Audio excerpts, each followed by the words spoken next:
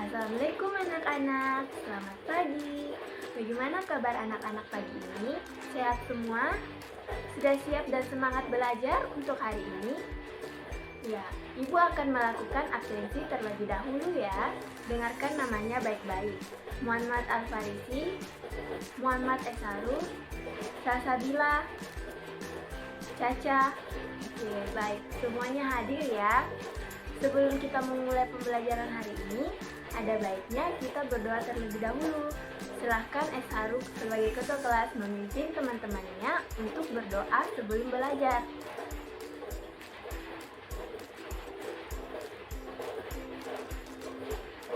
Oke anak-anak, untuk pembelajaran hari ini kita akan mempelajari tema 3 benda di sekitarku dan subtema 1 aneka benda di sekitarku. Tujuan pembelajaran hari ini adalah pertama, dengan membaca teks berjudul aneka benda-benda di sekitar kita, siswa dapat mengidentifikasi informasi dari teks. Kedua, dengan mengamati benda, siswa dapat mengklasifikasikan benda dan non-benda sesuai dengan teks bacaan dengan tepat. Dengan membaca tentang sifat fisik benda, siswa dapat mengelompokkan benda sesuai dengan sifat fisiknya. Keempat, yaitu dengan melengkapi tabel, siswa dapat menuliskan pokok informasi dengan tepat. Kelima, yaitu dengan membaca wacana berjudul benda terbuat dari kayu, siswa dapat menemukan kosakata baru yang terdapat dalam wacana.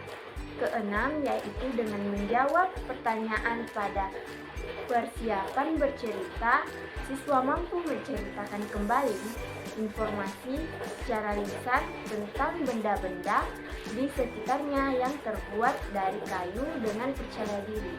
Ketujuh, yaitu dengan membaca teks mengenai benda yang terbuat dari kertas, siswa dapat mengidentifikasi informasi yang terdapat di dalam teks dengan tepat. Dan terakhir, kedelapan adalah dengan mengamati benda-benda dari kertas, siswa dapat mengidentifikasi benda-benda yang berbahan dasar dari kertas dengan tepat. Terbuat dari apakah benda-benda di sekitarmu? Coba perhatikan, apakah benda terbuat dari bahan yang sama? Ya, ayo mengamati. Benda terbuat dari berbagai bahan dasar. Mari kita pelajari bahan pembentuk benda. Benda terbuat dari kayu. Sebutkan bahan untuk membuat pensil. Pensil terbuat dari kayu. Di sekitarmu banyak sekali benda-benda yang terbuat dari kayu.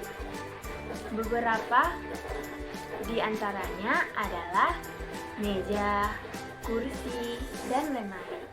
Kayu juga digunakan untuk membuat benda kerajinan, misalnya seperti patung dan figura. Kayu adalah bagian dari pohon. Untuk memperoleh kayu, kita harus menebang pohon, kemudian mengambil bagian batang untuk diolah menjadi berbagai macam benda yang kita butuhkan. Perubahan dari kayu menjadi benda-benda tersebut melalui proses yang berbeda-beda. Pertama, batang pohon ditebang. Batang pohon yang ditebang disebut kayu gelondongan atau log. Kemudian log dikirim ke pabrik atau pusat pengrajin.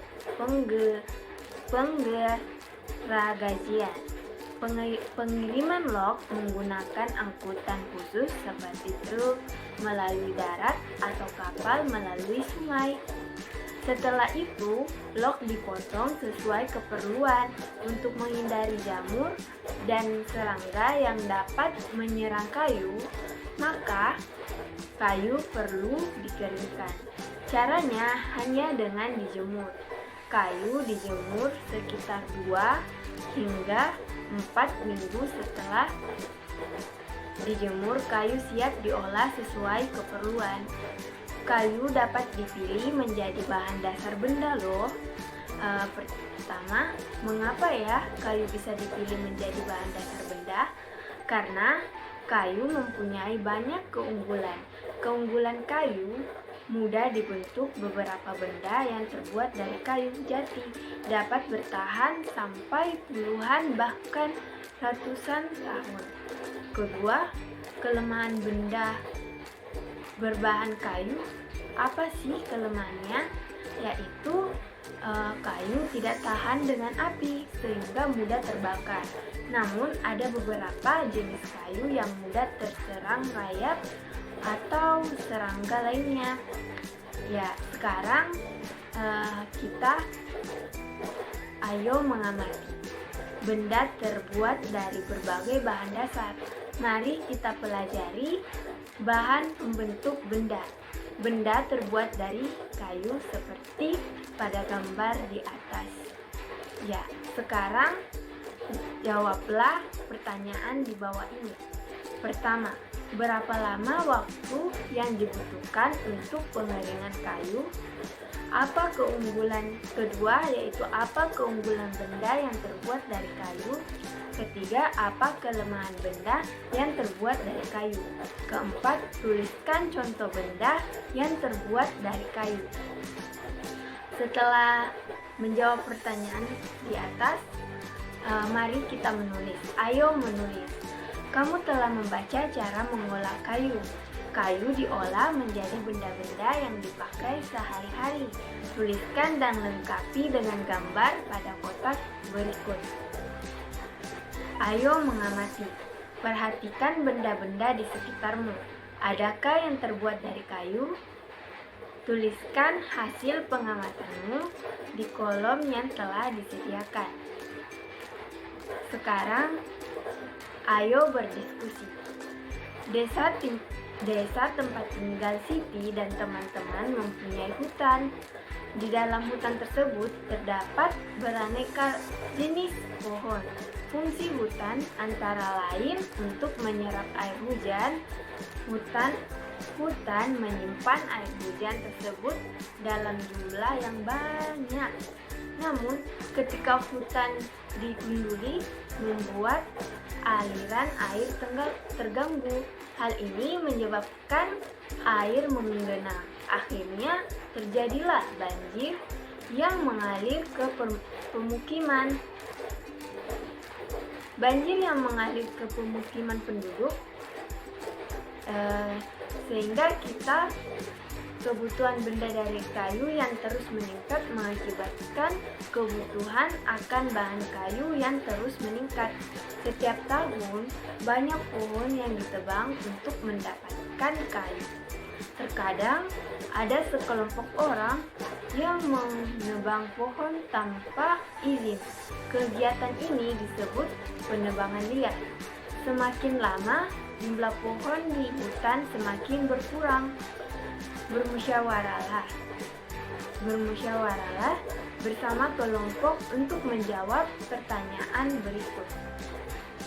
Jadi pertanyaannya yaitu, pertama, di desa Siti banyak penebangan liar. Bagaimana cara mengatasinya? Jadi bagaimana cara kita untuk mengatasi masalah penebangan liar di desa Siti? Yang kedua adalah, apa yang terjadi jika penebangan liar tidak dihentikan? Ketiga yaitu, bagaimana cara mengembalikan hutan seperti semula? Yang dimaksudkan itu bagaimana, apa solusinya sehingga mengembalikan hutan seperti semula.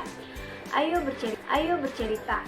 Kamu telah bermusyawarah bersama temanmu tentang penebangan liar.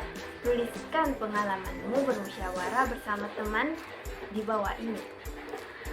Pertama, apakah musyawarah yang dilakukan berjalan lancar? Kedua, apakah semua teman memberikan pendapatnya? Ketiga, apakah kamu setuju dengan hasil keputusan bersama? Dan berikan alasannya. Seperti yang anak-anak ketahui atau Sebelumnya, Ibu memberitahu bahwa musyawarah merupakan salah satu cara untuk mencari keputusan bersama. Apa yang terjadi jika keputusan langsung diambil tanpa musyawarah sebelumnya? Ayo diskusikan bersama temanmu. Mengapa perlu bermusyawarah dalam mengambil keputusan? Dalam mengambil keputusan bersama. Ya, seperti itu. Anak-anak, kita telah sampai pada penghujung pembelajaran. Apakah ada yang ingin bertanya? Jika tidak ada, Ibu anggap semua mengerti ya. Sebelum Ibu tutup pembelajaran hari ini, Ibu mengingatkan untuk mengerjakan tugas anak-anak dengan baik ya. Untuk pembelajaran hari ini, kita tutup dengan mengucapkan Alhamdulillahi Rabbil Alamin. Ya, terima kasih anak-anak. Wassalamualaikum warahmatullahi wabarakatuh.